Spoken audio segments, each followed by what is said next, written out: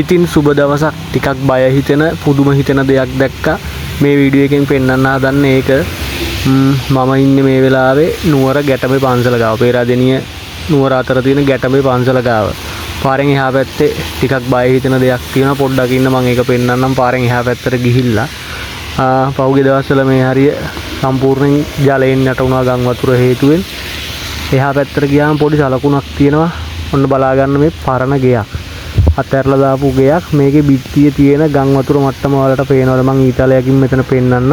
මේ පේන්නේ ගැටඹේ පන්සල කිට්ටුව මේ ප්‍රධාන මාර්ගයේ තිවිච්ච ගම් වතුර මට්ටම. දැන් මෙතන ප්‍රශ්නේ කියන්නේ මෙතන මේ වගේ වතුර මට්ටමක් තියෙනවා. දැන් ගිහින් මම ඔයාලට පෙන්වන්නම් මහවැලි ගඟ කොයි හරියද තියෙන්නේ කියලා. මේ මෙතන එහා පැත්තෙන් මහවැලි ගඟ ගලනවා. මේ මහවැලි ගඟ තියෙන තැන දැක්කට පස්සේ තමයි පුදුම හිතෙන්නේ. මොකද මම ඉන්න තැනත් මේ පොළොව මට්ටමත් එක්ක මහවැලි ගඟ තින්නේ සෑහෙන්න පල්ලෙහායි. එච්චර උසකට වතුර ඇවිල්ලා මේ පොළොවෙන් උඩ මං වගේ දෙගුණයක් විතර මෙච්චර වතුර මට්ටමක් තියෙන. දැන් මේ තියෙන්නේ ගැටඹේ පන්සල. ඔන්න බලන්න ගැටඹේ පන්සලෙන් පහළ මහවැලිය මේ වෙද්දි කොච්චර පල්ලෙහායින්ද ගලන්නේ කියලා. ගම් වතුර දැන් බැහැලා ගිහිල්ලා ඉවරයි.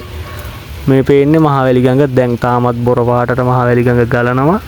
මේ තියෙන්නේ පහුගිය දවස්වල මේවා පිරීලා ඉතිරිලා යන්න ගලපු මහවැලිය දැන් තියෙන තත්ත්වය.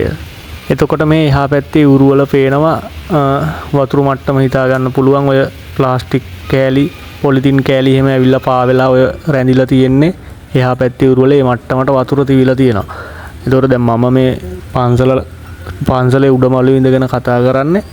ඒතකොට මේ හරිය මාව පෙවෙන මට්ටමේ වතුරක් තිවිලා තියෙනවා. ඒතකොට මෙතනින් සෑහෙන්න පල්ලෙහා තමයි මේ වෙද්දි මහවැලි ගඟ තියෙන්නේ. මේ තියෙන්නේ මේ එහා පැත්තේ උරේ ඔය උඩ මේ ගස් වල රැඳිලා තියෙන්නේ.